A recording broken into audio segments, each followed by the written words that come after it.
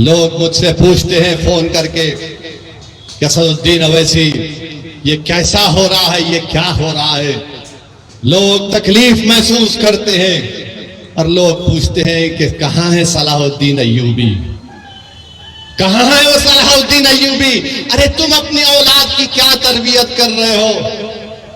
कहां से सलाहुद्दीन पैदा होगा जब बाप अपनी औलाद के सामने अपनी मां की बेइज्जती करेगा? कहां से सलाहुद्दीन आएगा जब तुम बेटे के सामने, औलाद के सामने अपनी बीवी से गलत बर्ताव करते हो?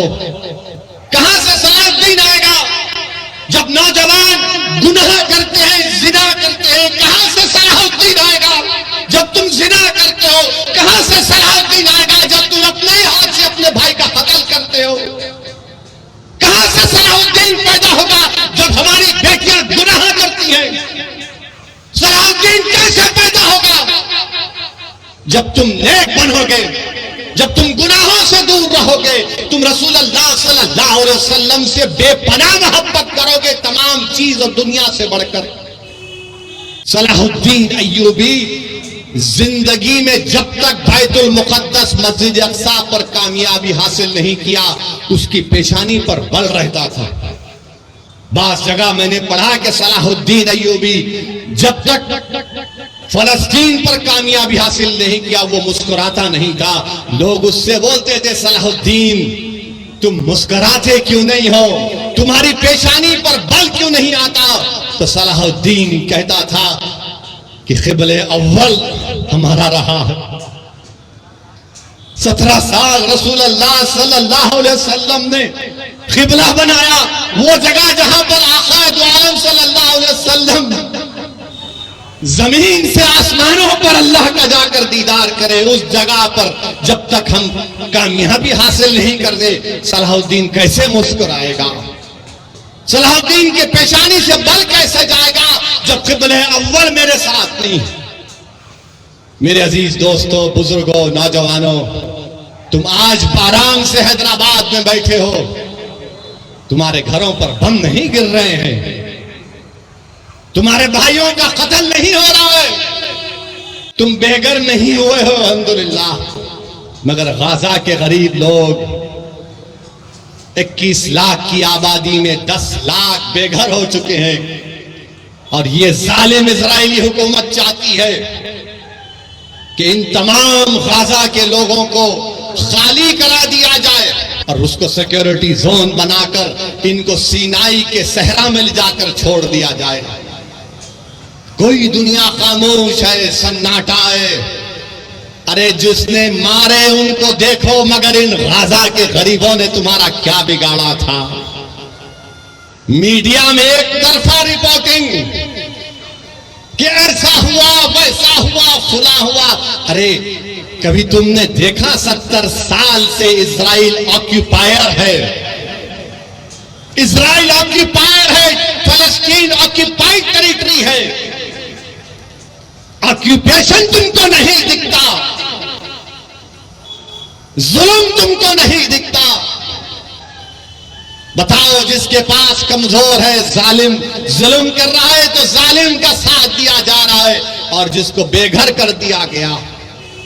आपको मालूम कब मसला पैदा हुआ? 1918 में। समझाने के लिए कह रहा हूं नौजवानों, जब तुम अब बड़े हो गए, ये मुस्तकबिल तुम्हारा है नौजवानों। 1918 में यही ज़ायनिस्ट लोग वहां पर गए, बरतानिया से साजबाज किया और 1918 से फलस्तीनियों को भगाने का प्रोग्राम बनाया। और फिर 13 मई 1948 में 18 से लेकर 48 तक फर्स्ट वर्ल्ड वॉर हुई। उसके बाद से तरीके से, साजिशों से फलस्तीनियों को मारा गया, भगाया गया। और उसके बाद क्या हुआ? 20-25 साल के अरसे में, जिसको फलस्तीन की तारीख में नकबा कहते हैं, कितने लोग बेघर हो गए? 1.5 करोड़ फलस्तीनियों को भगा दिया गया। और फिर 67 की जंग हुई तो हमने मस्जिद अक़सा को खो दिया, उस मुबारक जगह को खो दिया जहां सल्लल्लाहु अलैहि वसल्लम तमाम रसूलों और नबियों की नमाज इमामत की थी। और उस वक्त से वो फलस्तीनी लड़ रहे हैं। फलस्तीन का मसला सिर्फ अरबों का मसला नहीं, फलस्तीन का मसला सिर्फ मुसलमानों का मसला नहीं, फलस्तीन का मसला हर उस इंसान का मसला है जो इंसाफ चाहता है, जो इंसाफ चाहता है। और जो पूछते हैं कि सलाहुद्दीन कहां आएगा, अरे सलाहुद्दीन को आने के लिए तुमको नेक बनना पड़ेगा। जब ईसाइयों ने मस्जिद अक्सा और बैतुल मुकद्दस पर कब्जा किया, क्रूसेडर्स ने एक दिन में 70,000 मुसलमानों का कत्लेआम हुआ। उनके घोड़े गिर जाते थे, इतना खून था। मगर जब सलाहुद्दीन अय्यूबी ने फलस्तीन बैतुल मुकद्दस पर कामयाबी हासिल की और तमाम ईसाई लोग जमा हुए, बोले कि सलाहुद्दीन अब तुम हमसे क्या करोगे? तो सलाहुद्दीन अय्यूबी ने कहा कि मैं वो नहीं करूंगा जो तुमने किया था। मैं रसूल अल्लाह सल्लल्लाहु अलैहि वसल्लम के गुलामों का गुलाम हूं, तुमको मैं माफी देता हूं, जाओ तुम्हारी जान को भी कोई हाथ नहीं लगाएगा। यही सलाहुद्दीन अय्यूबी के पास एक कबीला था जो दीन इस्लाम को कबूल नहीं करता था। सलाहुद्दीन अय्यूबी ने जोर जबरदस्ती नहीं की।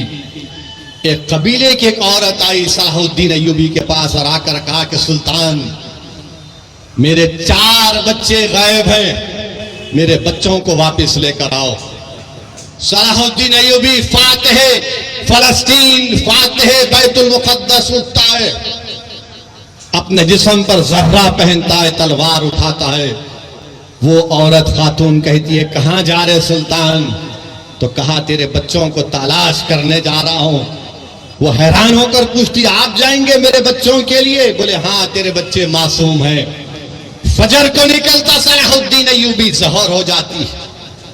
जहर से असर के करीब जब सलाहुद्दीन अय्यूबी इन बच्चों को देखता है, बच्चे डरे हुए हैं, सहमे हुए हैं, उनको गोद में उठाकर अपनी माँ के पास जब लेकर आता है तो बच्चे, उसमें से जो बड़ा उम्र का बच्चा था 13-14 साल का, वो फर्ते मसरत में अपनी माँ की तरफ दौड़ता है कि अम्मा अम्मा। तो उस माँ ने क्या किया? उस माँ ने उस बच्चे के मुंह पर एक जोरदार तमाचा मारा और कहा कि जा सलाहुद्दीन के कदमों में गिर जा, ये वो नबी मोहम्मद सल्लल्लाहु अलैहि वसल्लम का गुलाम है, अगर ये ऐसा है तो उसका रसूल कैसा रहमत वाला होगा। ये सलाहुद्दीन अय्यूबी था। मेरे अजीज दोस्तों और बुजुर्गों, नौजवानों, इसीलिए कह रहा हूं कि तुमको नेक बनना पड़ेगा। और याद रखो इस बात को, जब तुर्कों की हुकूमत थी, सल्तनत उस्मानिया की हुकूमत थी, तुम्हारा ख्याल ये है कि तुम्हारा मिजाज ये है कि तुम अपने फोनों पर, टीवी पर अर्तुगरुल देखकर खुश हो जाते, तुम उस्मान का सीरियल देखकर खुश हो जाते। मगर क्या तुमको मालूम कि जब तक 400 साल तुर्कों की हुकूमत थी, मस्जिद अक्सा हमारे पास थी। मगर जब तुर्कों से इख्तिदार, इत्तेहाद जब कमजोर हुआ, कबीलों की बुनियाद पर, असबियत की बुनियाद पर जब इत्तेहाद पारा पारा हो गया, तो सबसे पहली चीज जो हमारे हाथ से चले गई वो मस्जिद अक्सा और बैतुल मुकद्दस हमारे हाथ से चला गया। इसीलिए मेरे अजीज दोस्तों और बुजुर्गों, इत्तेहाद को मजबूत रखो। याद रखो, तुमको हम तमाम, मुझसे तुमको नफरत होगी, मगर मेरी और तुम्हारी ख्वाहिशों से ज्यादा और अहमियत का काम इत्तेहाद। असदुद्दीन ओवैसी यकीनन कमजोर है, मगर याद रखो ये इत्तेहाद तुम्हारे लिए और मेरे लिए, आने वाली नस्लों के लिए जरूरी है। हमने इत्तेहाद को खोया तो मस्जिद अक्सा निकल गई हमारे हाथ से, मस्जिद अक्सा हमारे हाथ से निकल गई। तो इत्तेहाद को मजबूत रखो। बुजुर्गों, नौजवानों, मेरी इज्जतदार माँ और बहनों, इस गुनाहगार की गुजारिश यही है कि अपने इत्तेहाद को मजबूत रखो। तुम्हारा इत्तेहाद कम